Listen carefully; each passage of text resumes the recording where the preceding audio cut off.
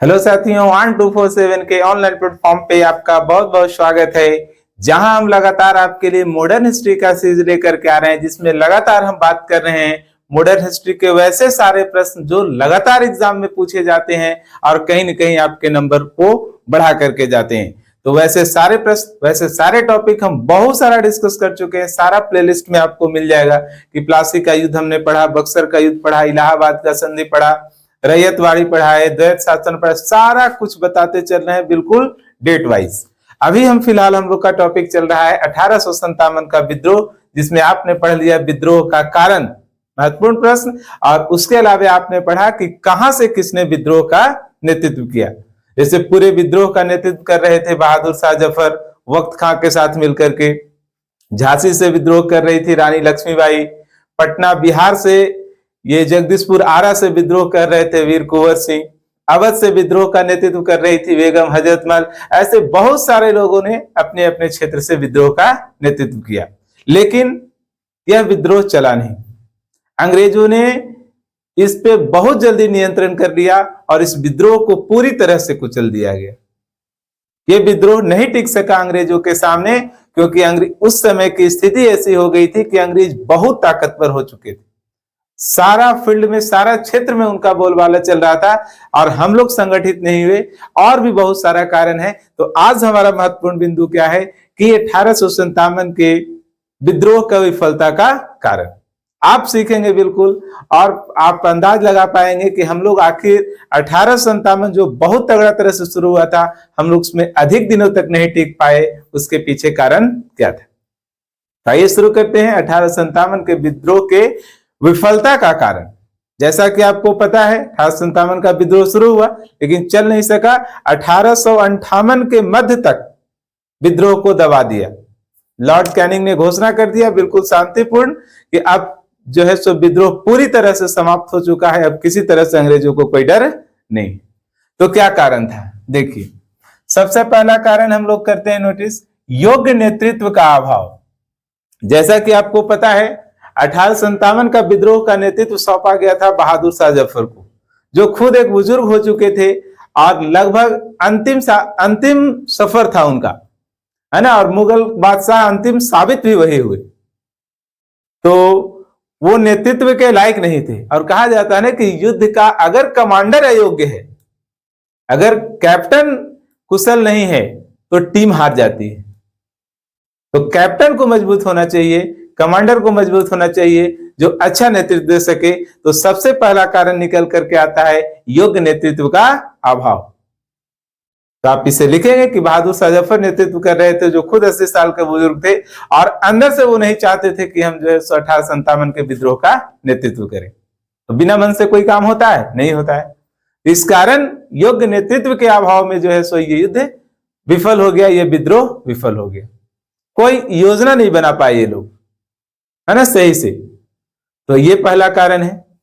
दूसरा कारण, समय से पहले विद्रोह का शुरुआत हो जाना। ये बहुत बड़ी फैक्टर। अगर मान लीजिए कि आपका एग्जाम है 2 फरवरी से, है ना, अचानक शेड्यूल कर दिया जाए कि नहीं एग्जामिनेशन हम दिसंबर में ही करवा लेंगे, आपकी तैयारी रह पाएगी? आप तो योजना लेकर के चले हैं कि फरवरी में एग्जाम देना है, और बोर्ड ने निर्णय लिया कि नहीं इस बार दिसंबर में ही फाइनल एग्जाम हम लोग करा लेंगे। है संभव? नहीं संभव है। तो यही हाल हुआ। डेट कुछ और था, प्लानिंग कुछ और चल रही थी, और 29 मार्च को ही मंगल पांडे ने उसका शुरुआत कर दिया। चारों तरफ अफरा तफरी फैल गया, तैयारी नहीं हो सकी, जो तैयारी थी वो अधूरी थी, उसकी प्लानिंग कोई और थी। तब जाकर के पूर्ण रूप से फिर धीरे धीरे करते फाइनली 10 मई ये 1857 से विद्रोह शुरू हुआ। लेकिन फिर भी ये डेट एग्जैक्ट नहीं था, और भी आगे ले जाने का बात था कि जब तक हम सारे मैसेज को नहीं, सारे विद्रोहियों के पास, सारे राजाओं के पास, जो भी ईस्ट इंडिया कंपनी से नाखुश हैं, उसके नीति से असंतुष्ट हैं, सभी लोग को जब तक हम एकजुट नहीं कर लेंगे तब तक विद्रोह का बिगुल नहीं फूका जाएगा। इस बीच में आगे चर्बी वाला कारतूस का कहानी, जिसे मंगल पांडे ने 29 मार्च 1857 को ही जो है सो गोली से मार दिया अंग्रेज को, और समझो उसी दिन से शुरू हो गया। ऐसे फाइनली जो ऑफिशियल डेट है वो 10 मई 1857 है। तो दूसरा कारण आप क्या बताएंगे? समय से पहले शुरू हो जाना। है ना, ये कारण था। कैसे कोई चीज, फिर है विद्रोह का निश्चित उद्देश्य नहीं होना। ठीक है, विद्रोह का कोई निश्चित उद्देश्य नहीं होना। अब जो धर्म बचाने वाले थे वो अपने धर्म की रक्षा के लिए लड़ रहे थे कि हम गाय सुअर का चर्बी का इस्तेमाल नहीं करेंगे।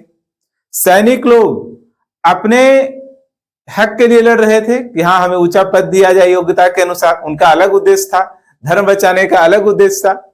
जो रूढ़िवादी विचारधारा के लोग थे वो लड़ रहे थे कि नहीं सती प्रथा को लाया जाए, विधवा विवाह को रोक दिया जाए, यानी जो प्रथा चल रहा था उसे चलने दिया जाए, इसके लिए ये लोग लड़ रहे थे।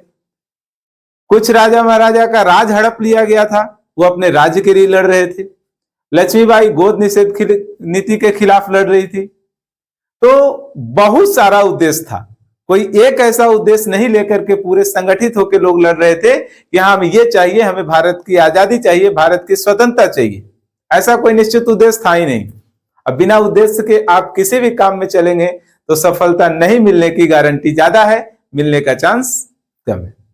समझ गए? तीसरी बात भी आपको समझ में आ गई होगी, है ना। पहला था योग्य नेतृत्व का अभाव, समय से पहले विद्रोह का शुरुआत, विद्रोह का निश्चित उद्देश्य नहीं होना।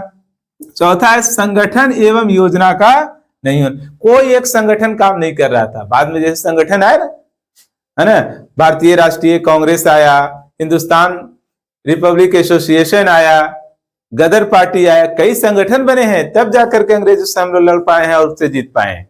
लेकिन उस समय कोई ऐसा संगठन काम नहीं कर रहा था। जिस राजा को जहां से मिल रहा था वहीं से वो विद्रोह में कूद जा रहा था बिना तैयारी के। समझो आग में कूदने के जैसा था वो, कोई तैयारी नहीं थी, सबका तैयारी बिल्कुल चल ही रहा था और अचानक से शुरू हुआ था। तो जो जहां जैसे खबर मिल रहा था, अफवाहें फैल रही थी, वैसे वैसे लोग शामिल होते जा रहे थे और अंग्रेजों के रणनीति के सामने टिक नहीं रहे थे और टिके भी नहीं ज्यादा थे। तो ये भी था कि कोई हमारे पास संगठन नहीं था, अच्छा कोई योजना नहीं थी कि आखिर करना क्या है, प्लानिंग क्या है। अब बिना प्लानिंग के तो कुछ होता नहीं। तो ये भी कारण एक रहा। आगे आप देखेंगे विद्रोहियों के पास सीमित साधन, है ना। हम लोग क्या था ना कि पुराने व्यवस्था से लड़ रहे थे, वही तलवार से लड़ना है, घोड़े से जाना है, पैदल जाना है ना। एक जगह से दूसरा जगह जो है सो खबर संदेश पहुंचाने का कोई व्यवस्था नहीं था, जबकि अंग्रेजों के पास सब कुछ था। उसके पास हथियार थे, बंदूकें थी, है ना, बम के गोले थे, तरह तरह का उसके पास गाड़ियां थी जिससे वो आसानी से अपने सैनिकों को एक जगह से दूसरे जगह वो लोग पहुंचा देते थे। ये लोग जंगल में छिप करके लड़ रहे थे, तो पैदल लड़ रहे थे, पुराने तकनीक से लड़ रहे थे।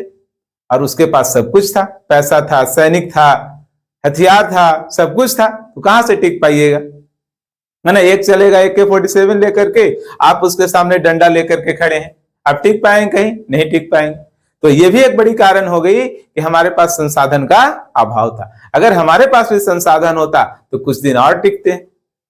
समझ गए? अभी क्या देख, अभी जब सबसे ताकतवर देश किसे मानते हैं? जिसके पास ज्यादा हथियार है ना, जिसके पास ज्यादा संसाधन है, जिसके पास रिसोर्सेज की कोई कमी नहीं है, वो सबसे ताकतवर है। तो उस समय भी यही था कि हम लोग के पास सीमित साधन था, जबकि उसके पास साधन ज्यादा था अंग्रेजों के पास, तो हम लोग उसके सामने नहीं टिक पाए।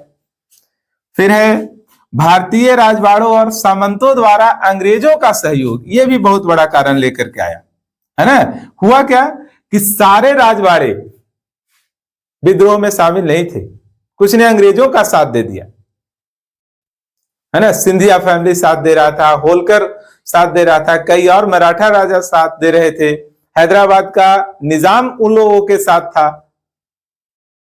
भोपाल के राजा, बहुत सारे राजा महाराजा ने उनका समर्थन कर दिया अंग्रेजों का। उनको लग रहा था कि हमें अंग्रेजों से ज्यादा फायदा है ना। बाद में नतीजा क्या हुआ सो पता है, और गुलामी 100 साल बढ़ गया हम लोगों का, है ना। लेकिन ये लोग उसका समर्थन दे दिए।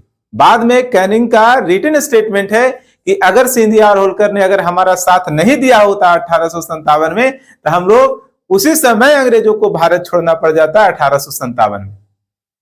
ये स्थिति थी। तो यानी ये भी कारण है कि देसी रियासत राजवाड़ों और नवाबों ने हमारा साथ नहीं दिया। इससे भी जो हम लोग सो हार गए, है ना। जहां जाते थे वहां वो लोग उसका साथ दे देते थे, हम लोग मारे जाते थे। तो ये भी एक कारण बना।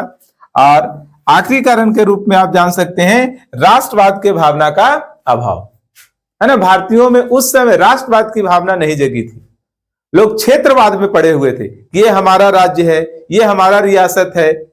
अवध का ये हैदराबाद का निजाम कहता था ये अलग क्षेत्र है, हम केवल हैदराबाद को बचाना चाहते हैं, दूसरा जो है रियासत कहा जाता है उससे हमें कोई चिंता नहीं है। इट मीन्स लोग क्षेत्रवाद में बटे हुए थे, जिसके कारण भी जो है सो हम लोग नहीं टिक पाए। बाद में ही महात्मा गांधी, भगत सिंह आए, है ना, लाला लाजपत आए, बाल गंगाधर तिलक आए, चंद्रशेखर, इन लोगों ने लोगों में राष्ट्रवाद के भावना को जगाया और उसके सामने नहीं टिक पाए अंग्रेज।